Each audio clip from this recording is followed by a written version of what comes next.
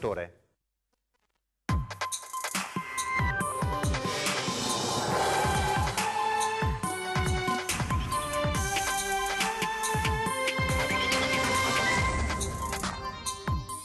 Notte di paura a Gorgo al Monticano, in fiamme il tetto di un condominio, evacuate 24 famiglie, vigili del fuoco al lavoro per tutta la notte.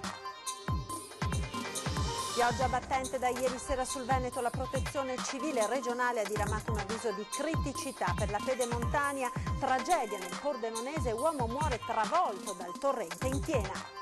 L'acqua alta si è fermata stamattina a 120 cm contro i 130 previsti ieri, sospiro di sollievo per i veneziani, nuovo picco di 130 previsto per domattina. Stamattina a Salgareda e Chiesa Nuova di San Donà l'ultimo saluto a Matteo Gava e Giulia Bincoletto, i due giovani morti nell'incidente di sabato notte a Mussetta di San Donà di Piave. Dalla Safilo alla Maus alla Monti sono molte le crisi aziendali aperte in Veneto, Natale difficile per centinaia di lavoratori con il posto a rischio. Sorprese, doni e fiabe, il Natale delle Dolomiti pensa ai più piccoli e porta sorrisi e gioia ai bambini della pediatria dell'ospedale San Martino di Belluno. Conto alla rovescia per il Capodanno trevigiano, musica e spettacolo in Piazza dei Signori, spazio per i bimbi alla Loggia Incantata e fuochi a basso impatto sonoro per evitare problemi agli animali. Buona giornata e ben ritrovati con la prima edizione dei nostri telegiornali. La cronaca, in apertura l'avete sentito, quella appena trascorsa, è stata una notte di paura a Gorgo al Monticano per l'incendio divampato nel tetto di un condominio. 24 le famiglie che sono state evacuate. Sentiamo. 24 famiglie evacuate, un incendio che ha impegnato nella notte ben 12 mezzi dei vigili del fuoco e circa 25 uomini. L'allarme in via Petrarca a Gorgo al Monticano ieri sera poco prima delle 22. L'incendio del tetto di una palazzina in una zona residenziale, con il rischio che le fiamme si propagassero anche agli edifici circostanti. Sul posto si sono portate subito squadre dei pompieri da Treviso, Montebelluna, Conegliano, San Donà di Piave e Mestre. Nell'immediatezza sono stati evacuati l'intero condominio e i palazzi intorno, con 24 famiglie che hanno dovuto trovare un'altra sistemazione per la notte. La copertura dell'edificio è stata infatti dichiarata inagibile. Malgrado la pioggia, i vigili del fuoco hanno proseguito l'intervento fino alle prime ore di questa mattina, quindi hanno lasciato il posto ai colleghi dell'ufficio di polizia giudiziaria per tutti i rilievi del caso. Si tratta ora di individuare la causa dell'incendio, che poteva avere conseguenze anche più gravi e che ha sconvolto nella notte il sonno di decine di famiglie e di un'intera comunità.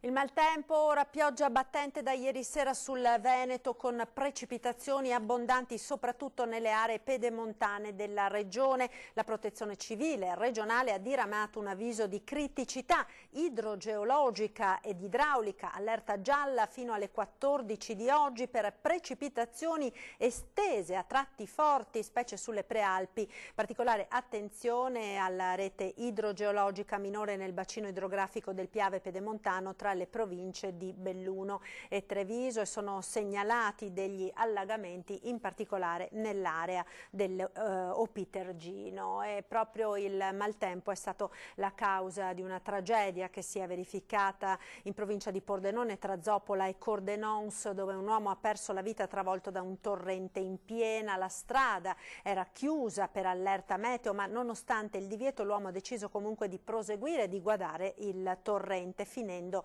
travolto dalla piena. Le autorità locali, a causa appunto delle forti precipitazioni, avevano diramato l'allerta arancione, che comporta una serie di prescrizioni, compreso proprio quello della chiusura di alcune strade, tra queste quella dove quest'uomo ha perso la vita, tanto che appunto l'accesso era stato chiuso con una sbarra. Ed è stata una notte d'apprensione quella di oggi anche a Venezia per l'acqua alta, dove fortunatamente la marea invece si è fermata a 120 centimetri alle 7:40 di questa mattina. Ma ci aggiorna in diretta al telefono da Venezia Ilaria Marchiori. Buongiorno Ilaria. Buongiorno da Venezia, la l'acqua alta questa mattina ha raggiunto un picco di 120 centimetri sul medio mare alle 7:40, quindi al di sotto della previsione che era stata stimata ieri dal centro marea del comune di Venezia, che lo ricordiamo aveva annunciato un picco massimo di 125-130 centimetri. Si tratta comunque di una marea sostenuta con il codice arancio che ha interessato il 37-46% del suolo del centro storico lagunare proprio a partire da Piazza San Marco, che è la prima zona che si allaga, come sappiamo. Ricordiamo che il fenomeno si ripresenterà anche domani, quando è prevista un'acqua alta di 130 centimetri sul medio mare alle 7:35 e quindi anche in questo caso con un codice arancio. Ma viste le continue variazioni meteo, il Comune consiglia comunque di monitorare il sito del centro maree per mantenersi costantemente aggiornati e cercare di capire se effettivamente si tratterà di 130 oppure se potranno essere più alti o più bassi. Da Venezia è tutto, restituisco la linea allo studio. E a Campo Bernardo di Salgareda, nel Trevigiano, questa mattina l'ultimo saluto a Matteo Gava, 20 anni, la più giovane delle vittime dell'incidente di sabato notte a Mussetta di San Donà di Piave, dove hanno trovato la morte anche Chiara Brescaccin, 23 anni, e Giulia Bincoletto, di 25. L'ennesima strage di ragazzi a cui stanno seguendo le cerimonie funebri. Dolore ed incredulità a Salgareda per la morte di Matteo, ragazzo generoso e pronto ad aiutare gli altri, che questa settimana doveva diventare donatore Avis. Lo stesso strazio che alla medesima ora a Chiesa Nuova si è vissuto per l'addio a Giulia, anche lei salutata oggi per l'ultima volta. Ieri pomeriggio invece a Noventa di Piave i funerali di Chiara Brescaccin.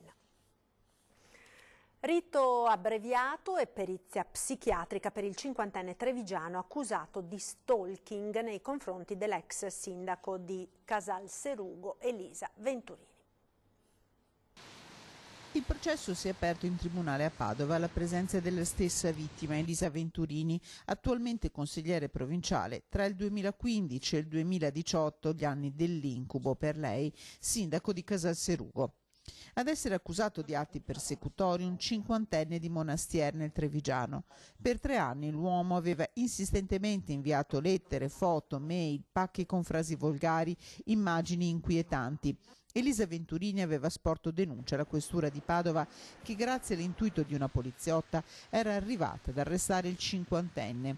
Per lui il giudice dell'udienza preliminare ha stabilito, accettando la richiesta del difensore dell'imputato, che si proceda con rito abbreviato, condizionato a una perizia psichiatrica. Crisi aziendali nel padovano, Natale difficile per i lavoratori della Maus, rientrati al lavoro pochi giorni dopo settimane di proteste. Lunedì nuovo incontro in regione e preoccupazione anche negli uffici della Safilo. Si torna in regione il 23, a 2 giorni dal Natale. È appeso al tavolo di trattativa che mercoledì scorso ha portato l'Assemblea dei lavoratori della Maus di Campodarsego a sospendere lo sciopero, il futuro dell'azienda. 14 le procedure di mobilità avviate dal nuovo amministratore delegato. A restare a casa dovrebbe essere un addetto su 3. In regione ci sono state timide aperture, ma la preoccupazione per le sorti di questa azienda, specializzata nella realizzazione di grandi macchine utensili, che da 2 anni lotta nell'ambito di un concordato, restano. I lavoratori qui hanno fatto il possibile, hanno lavorato e sono andati in trasferta con la loro carta di credito per anni, pur di aiutare l'azienda, e oggi questo è il conto che devono pagare. Verifica di uscite volontarie, su questo sono stati chiamati a lavorare i sindacalisti al tavolo della regione nel tentativo di dialogo con l'azienda. Intanto la provincia di Padova fa i conti anche con i 700 licenziamenti annunciati dalla Safilo, colosso dell'occhialeria. In città rischiano il lavoro 50 impiegati, tanti sono donne, una vita di lavoro in questa azienda. 20 anni, delusione totale comunque purtroppo. 28 anni. Si aspettava una cosa. Non pensavo finisse così, però ci stiamo provando. A metà gennaio convocato un incontro al Mise per un confronto sul piano industriale. E continuiamo a parlare di lavoro, questa volta per una persona iscritta alle categorie protette. A distanza di qualche mese torna ai nostri microfoni l'appello disperato di Romina, che non riesce a trovare lavoro perché è invalida. Sentiamo. A luglio aveva lanciato un appello ai nostri microfoni, ma da allora non è cambiato nulla. E come categoria protetta nessuno, non solo per me, per tutti, nessuno ti vuole, perché adesso addirittura non ti fanno neanche più i colloqui, ti chiamano e ti chiedono aspetti un minuto, lei cosa può fare?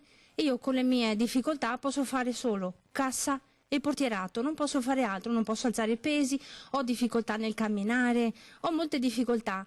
E quindi mi dicono no, mi dispiace perché noi cerchiamo anche qualcuno che alzi dei pesi, che faccia scaffalature, che si inginocchi. Io purtroppo ho delle difficoltà motorie alle braccia, alle gambe, alla schiena, a tutto quanto, alle mani. E quindi a me nessuno mi trova lavoro, non mi vuole nessuno. E sembra che non sia invalida a vedermi. Ma purtroppo ho questi problemi. Romina infatti soffre di una malattia che colpisce le ossa e si aggrava con il tempo. Vive a Marghera insieme alla mamma che percepisce la pensione di reversibilità del marito defunto e 2 figli. Adesso se non hai una macchina nessuno ti vuole lavorare. Soprattutto allora età, macchina, difficoltà motorie. Dove vado io? Datemi un cappio. La facciamo finita. Romina, a 46 anni, sta perdendo ogni speranza e lancia un ulteriore appello. Chi c'è che ascolta? C'è qualcuno che ascolta? O proprio non c'è nessuno e tutti ignorano queste cose qua? Ho sentito qualsiasi agenzia, io vado al centro per l'impiego una settimana sì, una settimana no, telefono, vado lì anche 2 volte a settimana per sentire se c'è qualche possibilità di lavoro. Mi cliccano, sì ti metto qua, ti metto là, ma nessuno si fa sentire. L'ultima che ho sentito, anche la sapevo già da un po', le aziende non assumono categorie protette, piuttosto pagano una multa. E questa è una vergogna perché mi fa arrabbiare da morire. Scusatemi, ma questa è una cosa orribile. Piuttosto di prendere una categoria protetta, pago una multa. Questa è una gran vergogna. Si è insediato il nuovo direttore dell'ARPAV che oggi ha fatto il punto sullo stato di salute delle acque venete. Direttore nuovo, vecchi problemi. E la consapevolezza che la situazione sta lentamente migliorando. Ha preso servizio all'ARPAV il nuovo direttore Luca Marchesi e il suo arrivo coincide con la pubblicazione da parte dell'Agenzia regionale per l'ambiente di un voluminoso rapporto sullo stato di salute dei fiumi e dei laghi del Veneto. Dalle 165.000 analisi del 2018 risulta che, a parte i soliti noti, la situazione delle acque superficiali venete è in miglioramento. Si confermano alcuni elementi di criticità che sono conosciuti da tempo. Si vedono anche gli effetti di politiche di gestione della risorsa idrica che sono orientate al suo miglioramento, quindi gli effetti dell'infrastrutturazione, dello sviluppo degli impianti di depurazione, delle normative ambientali, dei piani di tutela delle acque. Quindi ci sono dei trend di lento ma costante miglioramento. Il nuovo direttore si è trovato subito un faldone di quelli che scottano sulla scrivania. È il faldone delle sostanze perfluoroalchiliche, la cui ricerca assorbe molte delle energie dell'agenzia regionale e cui contrasto impegna Regione, ARPAV e gestori della rete idrica. In questo ambito direi proprio che questa agenzia è una eccellenza nazionale e direi europea. Ci sono pubblicazioni della Commissione europea che citano il caso Veneto in termini del problema verificato, ma soprattutto in termini della capacità di reazione che il sistema pubblico ha saputo sviluppare, sia sul fronte ambientale che su quello sanitario. Il Veneto è dunque un punto di riferimento per lo studio e la gestione di queste sostanze, ma dall'ARPAV sottolineano come sia indispensabile una normativa nazionale. Purtroppo patrimonio disponibile per tutte le regioni italiane, qui in questo siamo sicuramente i migliori. Cosa significa? Che abbiamo finito? Certamente no, insomma il miglioramento è continuo, si può fare sempre meglio, molto importante sarà avere a disposizione dei limiti di riferimento che devono essere definiti a livello nazionale.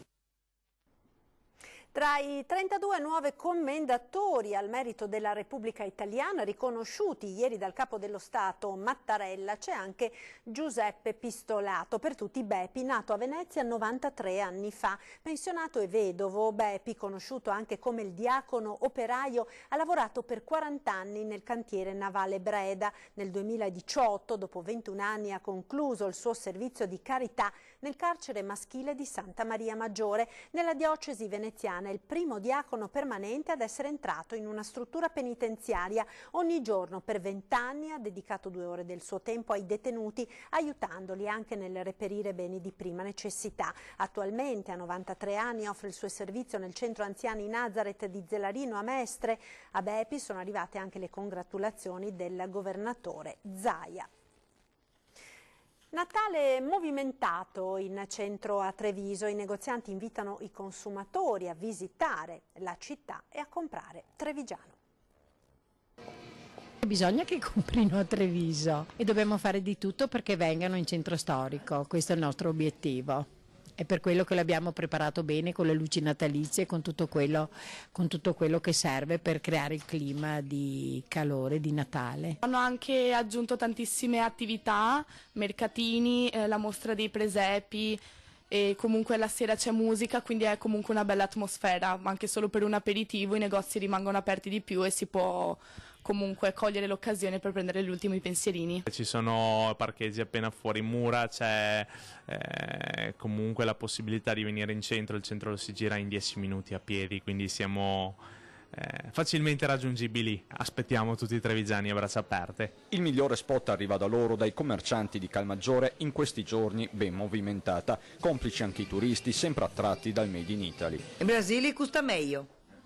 Meno, manco non so come si dice tanto. Prematuro fare bilanci, ma le impressioni sotto i portici sembrano positive. C'è movimento, sì, l'importante è che il tempo regga, quello è molto importante, se sono giornate che non piove c'è movimento, si lavora. Noi abbiamo la nostra clientela affezionata che non ci tradisce, quindi siamo fiduciosi. Adesso, come adesso, negli ultimi giorni, iniziamo proprio che apriamo con la gente già fuori che aspetta, non tanto come l'anno scorso, però comunque è un gran traguardo rispetto alle settimane scorse. Alla fine l'appello è forte e chiaro. Venite in centro perché il centro è bellissimo, vi fate un bel giro, vedete tutta la città preparata per il Natale e soprattutto trovate negozi di una certa qualità, che sa consigliarvi bene per gli acquisti e quindi venite a fare un giro in centro Treviso e comprate trevigiano. E il clima è quello giusto, sempre di festa. Un assegno di 5.000 euro per il marito e i 5 figli di Marie-Louise Memod, la mamma morta di tumore lo scorso ottobre, poche ore dopo aver dato alla luce l'ultimo figlio. Una storia che ha commosso tutta la Marca, spingendo ad una corsa solidale. Il denaro raccolto è il frutto della generosità di concittadini vittoriesi e di persone di tutta la provincia di Treviso che hanno aderito ad una raccolta fondi indetta dall'Associazione Amiche per la Pelle su invito dello stesso direttore generale dell'ULS Francesco Benazzi e del dottor Nicola Medin, chirurgo senologo della Breast Unit di Vittorio Veneto. La somma verrà consegnata martedì 24 dicembre, vigilia di Natale, in municipio al marito e ai figli di questa sfortunata mamma. Noi ora ci fermiamo per qualche istante di pubblicità. A tra poco, restate con noi.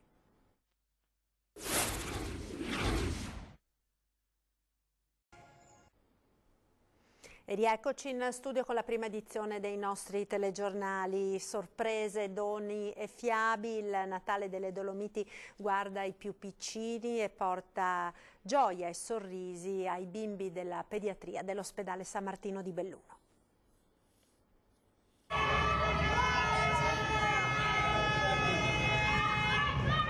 Babbo Natale, quello vero, passerà tra qualche giorno a bordo della sua storica slitta. I suoi collaboratori però l'hanno anticipato. Per la gioia dei bimbi ricoverati nel reparto di pediatria dell'ospedale di Belluno e dei loro amici della scuola Gabelli, e a sorpresa i doni sono arrivati accompagnati dal rombo di potenti moto. Il significato di questa iniziativa è stato quello di portare un po' di gioia a questi bambini nel reparto di pediatria. Abbiamo organizzato questo evento insieme ai nostri 2 artisti. Con Mauro Lampo, lo scultore che ha realizzato le maxi figure che svettano attorno alla fontana di Piazza dei Martiri, anche lo scrittore Francesco Vidotto che ai più piccini ha raccontato la favola di Natale. Le labbra di questo burrone, le labbra di neve, si sono baciate, il burrone è scomparso e Francesco è passato sopra e è andato giù e è andato a casa. Ad accogliere i bambini la maestra Barbara Tormene con il dottor Gian Giacomo Nicolini, ospiti dell'iniziativa del consorzio, oltre ad Anna Maria Bristotta, anche Francesca Bogo, che ha progettato il Natale delle Dolomiti, la presidente di Unicef Belluno, Maria Cristina Zoleo, e Rudy De Gasperine per il Rotary Club. Nel frattempo il Natale delle Dolomiti dei commercianti bellunesi prosegue con successo. Sta andando tutto gonfie vele, sono tutti contentissimi. Da ieri abbiamo una novità eccezionale che è quella dell'albero parlante, che è in Piazza dei Martiri, ma non attrae solo i bambini ma anche i ragazzi e gli adulti. È in funzione dalle 5 di pomeriggio alle 11 di sera. Un albero che racconta le fiabe delle Dolomiti, scritte e recitate da Francesco Vidotto, una magia vera per grandi e piccini. E conto alla rovescia per il Capodanno a Treviso, presentato ieri il programma della festa in Piazza dei Signori. Musica dal vivo, animazione, spettacoli per i più piccoli, fuochi d'artificio e tanto divertimento. Sarà questo e molto altro il Capodanno trevigiano che accompagnerà cittadini e visitatori per l'arrivo del 2020. Sul palco allestito in Piazza dei Signori si alterneranno diversi ospiti in grado di abbracciare tutti i gusti. Allo scoccare della mezzanotte ci sarà poi l'immancabile spettacolo pirotecnico dalla Torre Civica, che quest'anno presenterà una grossa novità. I fuochi saranno infatti pet friendly, per tutelare gli amici a quattro zampe. Per la prima volta ci saranno questi particolari fuochi d'artificio a basso impatto acustico che di fatto sostituirà i botti con una della bella musica. Dopo la mezzanotte a chiudere la serata musica con DJ set, un bel modo per concludere in allegria. Un'ottica di attenzione per la donna, abbiamo realizzato delle shopper plastic free, quindi in tessuto riciclato, con la scritta I Love Treviso, che saranno regalate a tutte le signore che arriveranno e lo ripeto, arrivate abbastanza presto perché la piazza per ragioni di sicurezza sarà a numero chiuso, che arriveranno per festeggiare insieme a noi il Capodanno in Piazza dei Signori. Per la fine dell'anno anche i più piccoli avranno il loro divertimento con clown, giocolieri e prestigiatori. Sotto la Loggia Incantata ci sarà il Capodanno per i bambini, quest'anno arriverà anche dopo la mezzanotte, insieme alla Fondazione Città della Speranza verrà offerta anche poi una merenda. La festa verrà svolta con un'attenzione particolare alla tutela della sicurezza. Lo spettacolo verrà presentato da Igor Barbazza e Claudia Vigato. Accorriamo tutti in piazza il 31 dicembre, vi aspetto, divertiamoci. Martedì 1 gennaio l'anno comincerà nel migliore dei modi. Alle 21 si terrà il gran concerto di Capodanno al Teatro Comunale Mario del Monaco per lo scambio degli auguri e per condividere con il pubblico 2 ore di musica e socialità. Concerto del primo dell'anno, tutto l'incasso sarà devoluto alla casa rifugio per le donne vittime di violenza. Ed in chiusura la nostra rubrica dedicata ai vostri presepi. Vediamo insieme quest'oggi quello realizzato dagli alunni delle classi terze della scuola elementare Puccini di Breda di Piave. Poi il meteo come sempre in chiusura di TG. Grazie per essere stati con noi, arrivederci.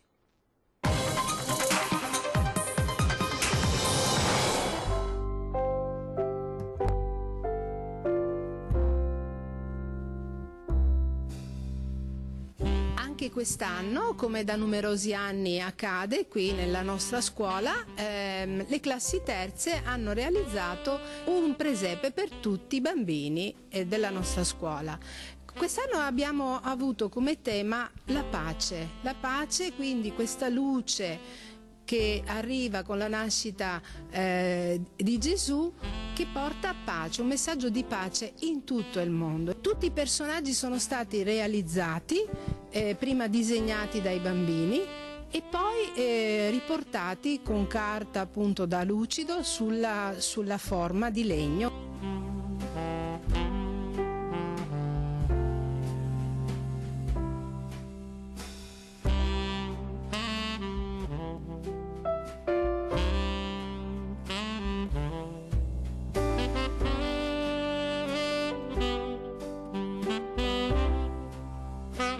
Cogliamo l'occasione per augurare a tutte le persone del mondo, direi, delle serene feste che siano veramente di pace e di bene.